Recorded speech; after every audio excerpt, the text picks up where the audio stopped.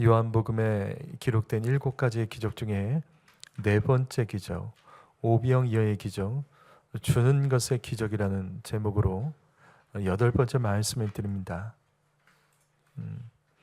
오늘 말씀 10절을 보시면 당시 예수님께서는 멀리서부터 와서 저녁까지 말씀을 들은 그 자리에 남아있던 남자 장정 5,000명, 여인과 아이들, 노인까지 합하면 약 2만 명의 사람들이 그 자리에 모여 있었습니다. 주님은 이들을 날이 저물고 그냥 돌려보낼 수가 없었습니다. 왜냐하면 이 사람들은 멀리서 온 사람들입니다. 그래서 마태복음 6장 40절과 누가복음 9장 14절을 보시면 예수께서는 그들을 먹여보내시기 위하여 100명 또는 50명씩 질서 있게 앉게 했습니다. 성도 여러분, 계속해서 이 말씀을 통해 반복합니다. 산만하면 기적이 일어나지 않습니다.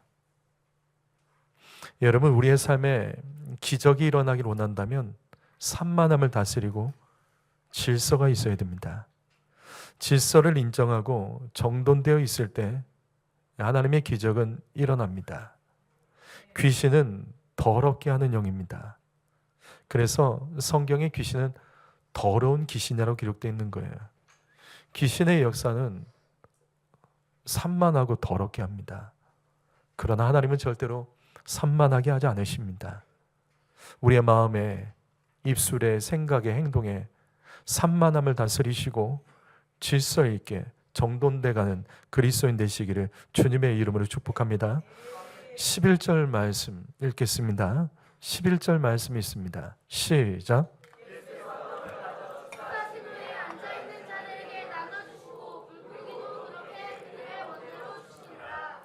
예수님은 오병이어에 축사하신 뒤에 앉아있는 자들에게 나누어 주셨습니다. 이때 그들이 원하는 만큼 먹도록 허락하십니다. 우리는 지난 시간에 이 말씀을 통해서 첫 번째 말씀을 함께 나눴죠. 기적은 주님께 드릴 때 일어납니다. 드리는 것은 기적이 된다는, 기적의 재료가 된다는 사실을 항상 기억하셔야 됩니다. 여러분, 매우 단순한 사실이에요. 오병이어의 기적은 가난한 사람들에게 돈이 많아지는 기적이 아닙니다. 오병이어의 기적은 거기에 모인 모든 사람들에게 소고기를 먹인 기적이 아니에요. 오병이어의 기적은 떡과 물고기로 거기 있는 사람들을 마음껏 먹인 기적입니다. 왜냐하면 오병이어의 기적은 소년이 주님께 드린 떡과 물고기를 통해서 일어났기 때문입니다.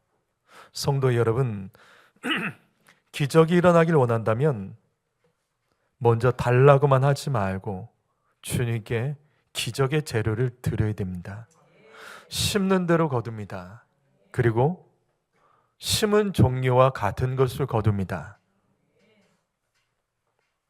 드리고 싶어도 드릴 것이 없다면 간절한 기도라도 심으셔야 됩니다. 기적은 드릴 때 일어납니다.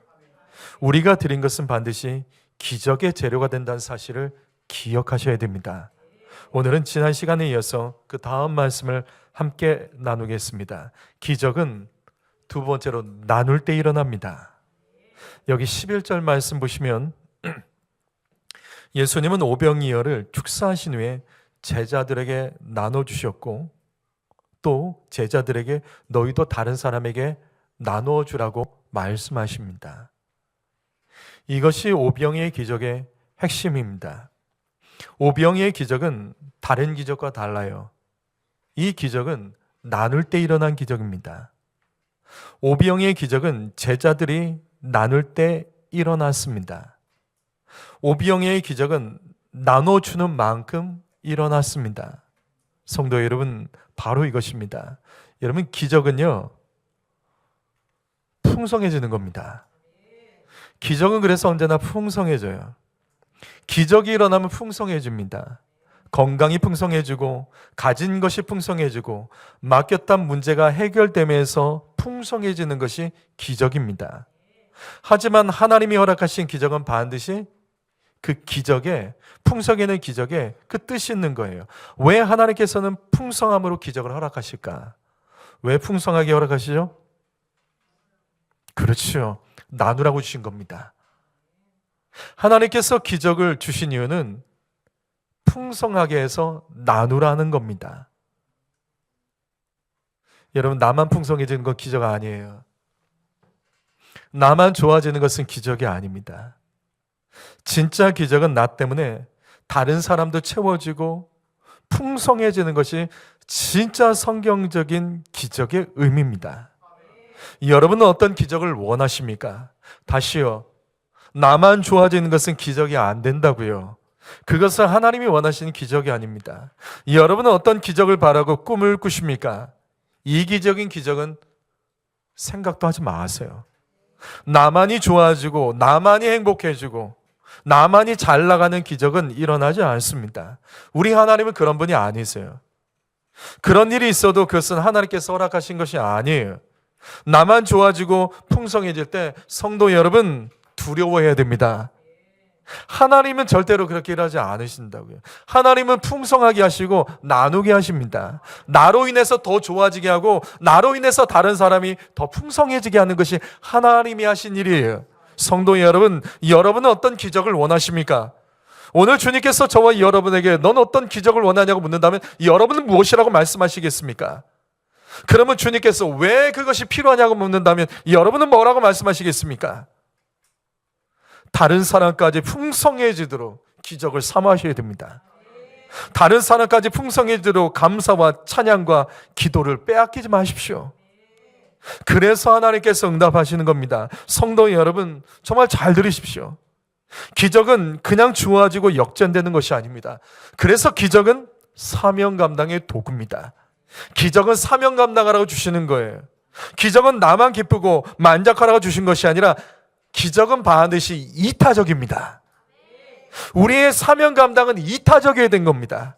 내가 주일하면서 나만 만족하는 것으로 끝나는 건 아니라고요. 내가 만족할 수 없으면 그것은 사명 감당한 것이 아니다. 그런 게 아니라고요. 사명 감당은 이타적인 거예요.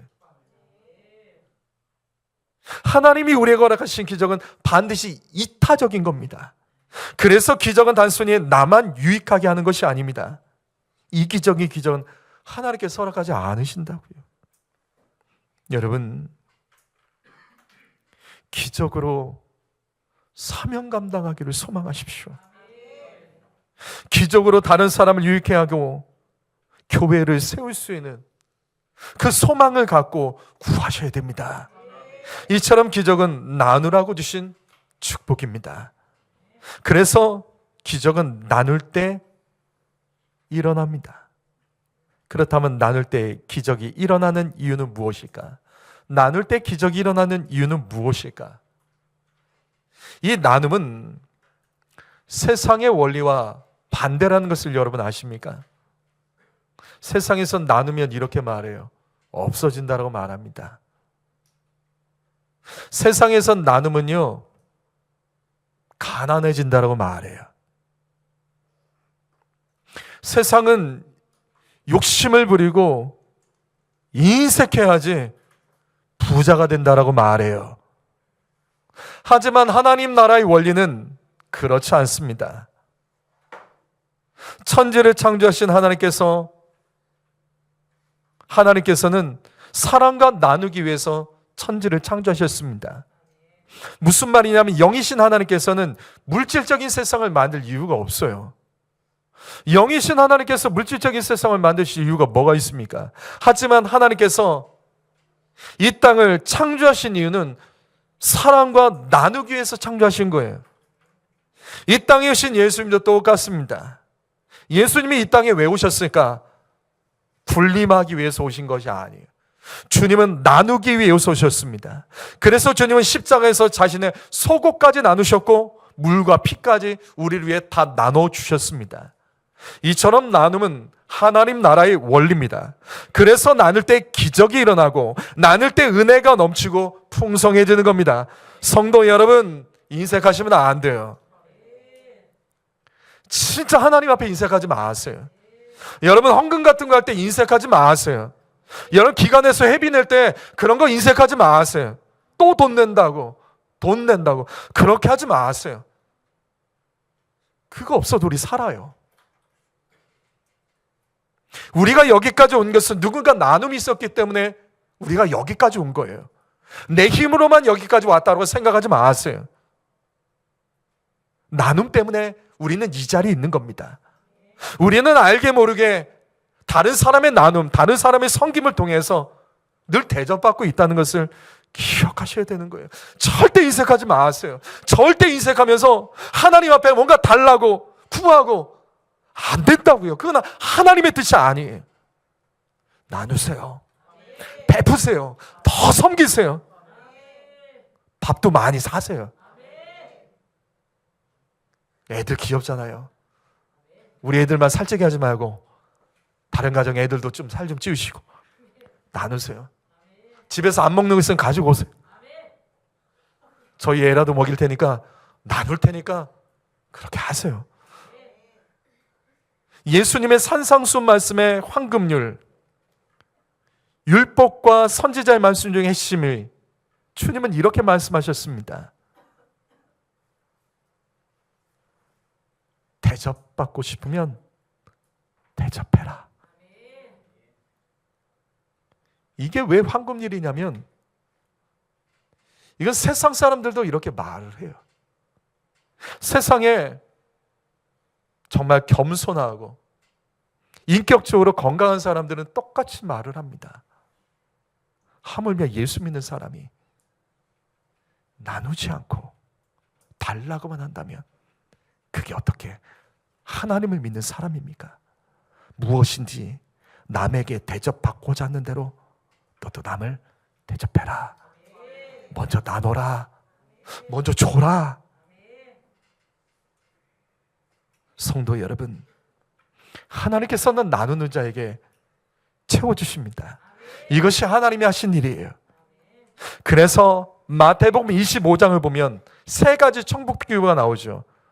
뭐죠? 마태복음 25장에 세 가지 천국 비유가 뭐죠?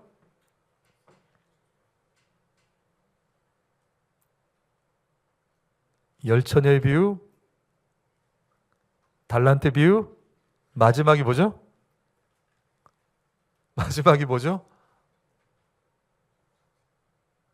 양과 염소의 비유죠. 이게 마태복음 25장의 세 개의 천국 비유예요. 이거는 마지막 때 하나님의 심판대 앞에서 벌어질 일들에 대해서 가르치는 말씀입니다. 하나님의 심판대 앞에서는 하나님께서 사람들을 양과 염소로 나누십니다.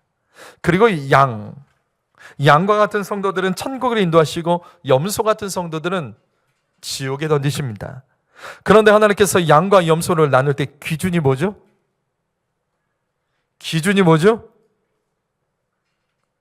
양과 염소를 나눌 때 기준이 뭐죠? 성경은 매우 분명하게 기록합니다. 나누고 베푸는 거예요. 그래서 마태복음 25장 35절 34절부터 36절 말씀 보게 되면 천국에 들어간 자를 향해서는 이렇게 말씀하십니다. 너희가 줄인 자에게 먹을 것을 나눠줬다. 목마른 자에게 마실 걸 나눠줬다. 나그네 너희가 영접하며 대접했다. 헐벗은 자 너희가 입혀줬다. 병들었던 자 돌봐줬고 감옥에 갇힌 자 너희가 그들을 잘 도왔다.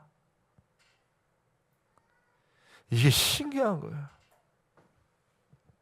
천국에 들어가는 사람의 자격이 나누는 자입니다. 그럼 나누면 다 천국 갑니까? 세상에서 예수 믿지 않고 나누고 베푼 사람은 다 천국 가냐고요? 그게 아니에요. 예수 믿는다고 하면서도 나눌 줄 모르는 사람은 천국 가지 못합니다. 이건 저의 말이 아니에요. 예수님 말씀이에요. 예수 믿으면서도 인색한 사람은 천국이 없어요. 이 땅에서 따지고 계산하고 없다고만 하며 돈돈돈 하는 사람들은 예수 믿어도 천국 못 갑니다. 사랑하는 성도 여러분, 나누셔야 돼요. 나누지 못하는 사람은 믿음이 없는 겁니다. 다시요. 다른 사람과 내가 가진 것을 조금 더 나누십시오. 교회에서 헌금하는 것 때문에 진짜 속이지 마세요. 하나님께 드리는 거 속이면서 기도하면서 하나님 잘해주세요 이렇게 하지 마시라고요. 정직하세요. 그냥 이 땅에서 우리가 복음을 전하는 것도 똑같아요. 복음은 말로 전하는 거 아니에요. 삶으로 전하는 겁니다. 그럼 어떤 삶? 나누는 삶으로 전하는 겁니다.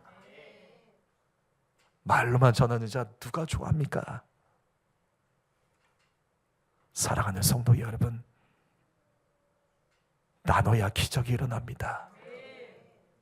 나눠야 부족해지고 그 부족해진 것을 하나님께서 보시고 더 나누라고 더 채워주시는 거예요. 그래서 올해 우리 주제 말씀, 표 말씀, 누가복음 6장 38절 말씀 읽어보죠. 읽어봅니다. 시작.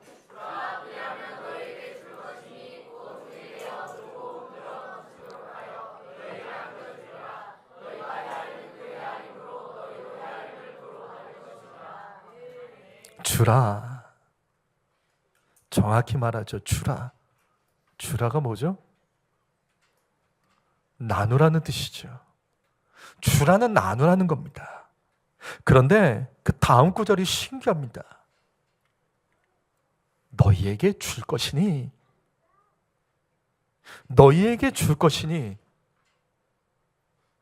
주면 너희에게 준대요. 누가 주는 거죠? 이걸 잘 이해하셔야 돼요. 주면, 너희가 나누면 너에게 줄 것이다. 상대방이 아니요, 그러지 않을 수 있습니다. 근데 너에게 준대요. 반드시 준대요. 어떻게? 누르고 흔들어 넘치도록 안겨준다고 합니다. 이건 그래서 우리가 줬을 때 다른 사람이 나에게 준다는 뜻이 아니에요. 그럴 수 있지만 이거는 하나님이 하신다는 뜻이에요. 성도 여러분, 우리가 나누면 주님이 풍성하게 채워주십니다. 그렇다면 우리는 이 말씀의 진정한 나눔의 원리를 깨달아야 되죠. 여러분, 나눠주고 다시 받을 계산을 하지 마십시오. 우리가 다른 사람에게 줄 때 내가 주면 저 사람이 뭘 줄까?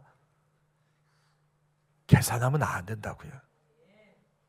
저번에 저 사람이 내가 필요했을 때 아무것도 안 줬는데 그렇게 하지 말라고요.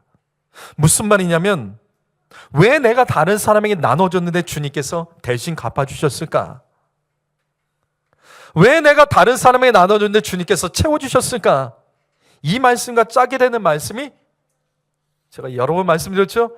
이 말씀과 짝이 되는 말씀이 잠언 말씀입니다. 19장 17절입니다. 읽어보시죠. 읽어봅니다. 시작.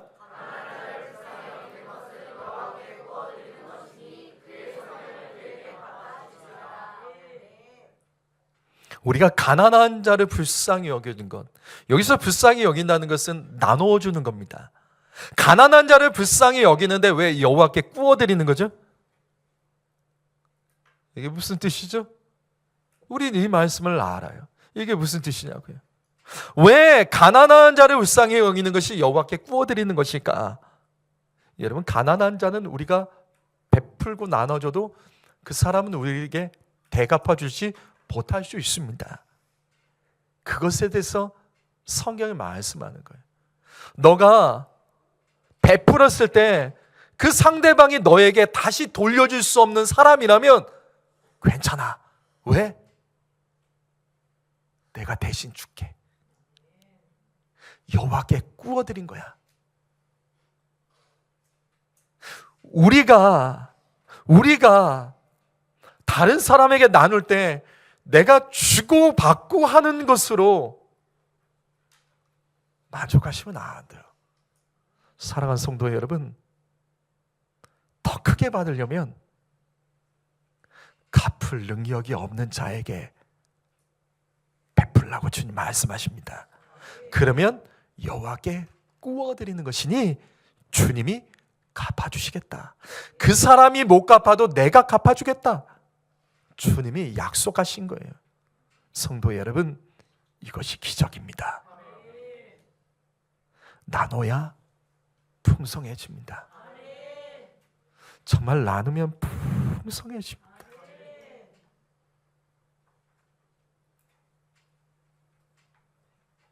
나눠주고도 받지 못하는 사람이 복이 있습니다.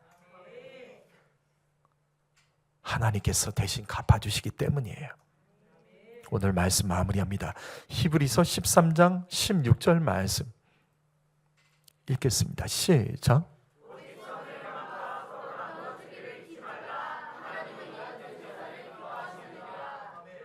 여러분, 이 말씀에서 무엇이 보십니까? 여러분이 이 말씀에서 무엇이 보이십니까? 어떤 게 보이시죠? 무엇이 깨달아지시죠? 어떤 게 보이시죠?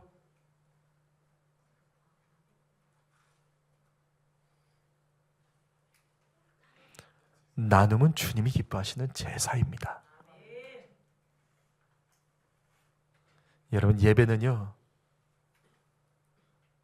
드리는 겁니다. 그래서 나누지 못하는 자는 예배할 수 없습니다. 예배는 다 드리는 거예요. 하나님께 마음을 드리고 시간을 드리고 정성을 드리고 몸을 드리고 물질을 드리고 찬양을 드리고 기도를 드리고 말씀을 올려드리고 예배는 드리는 거예요. 그래서 나누는 것이 주님이 기뻐하시는 제사입니다. 드리는 예배를 하십시오. 하나님은 인색한 자의 예배를 절대 받지 않으십니다. 눈에 보이는 사랑과 교회를 향해서도 인색한 사람이 어떻게 눈에 보이지 않는 하나님과 주님의 나라를 위해서 정말 헌신할 수 있다라고 말할 수 있을까요? 내가 예수 믿은 지 오래됐어도 아직도 해결되지 않은 묶여있는 문제가 있습니까? 성도 여러분, 없다고 죽겠다고 미치겠다고 그러시면 안 됩니다. 그래도 우리는 아주 많은 것을 가지고 있습니다. 우리 라오스 선교 가봤더니 여기서는 참 별 볼 일 없는 것 같아도 내가 뭐 할까? 가니까 할 일이 많죠. 내가 할 수 있는 게 많죠. 누군가 나를 바라봐 주죠. 거기 사람들 보면 나는 분명히 많은 것을 가진 사람이죠. 맞습니다. 우리의 시선을 조금만 낮추시면 사실 우리는 늘 감사할 수 있습니다. 사랑하는 성도 여러분, 이 땅에 쌓을 것을 찾지 말고 나눌 것을 찾으십시오. 오병이의 기적이 언제 멈췄죠? 오병이의 기적이 언제 끝났죠? 오병이의 기적이 언제 멈췄냐고요?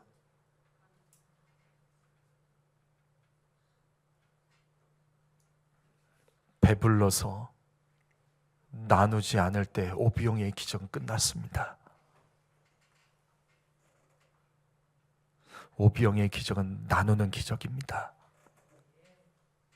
나눌 때 일어나고 나눈 사람들에게 일어난 기적이 오병이의 기적입니다. 사랑하는 성도 여러분, 우리 이 말씀에서 하나님 음성 들어야 됩니다. 배불러도 나누는 것을 멈추지 마십시오. 부족해도 나눌 것을 찾고 나눠줄 자를 찾으십시오. 그러면 기적은 계속 일어납니다. 다시 반복합니다. 인색하고 계산하면 나눌 수 없습니다. 감사하지 못하는 사람은 나눌 수 없습니다. 나눠야 기적이 일어납니다. 나누면 하나님께서 분명 채워주십니다. 우리 교회가 그 증거예요. 나눴습니다. 성도들이 몇 명 없었을 때부터 서로 나눴습니다. 정말 나눴어요. 아낌없이 다 나눴어요. 넉넉하지 않아도 나누고 섬겼습니다. 그래서 하나님께서 채워주신 겁니다. 나눔에는 손해가 없습니다. 나눔에는 기적만 있습니다. 기도하겠습니다.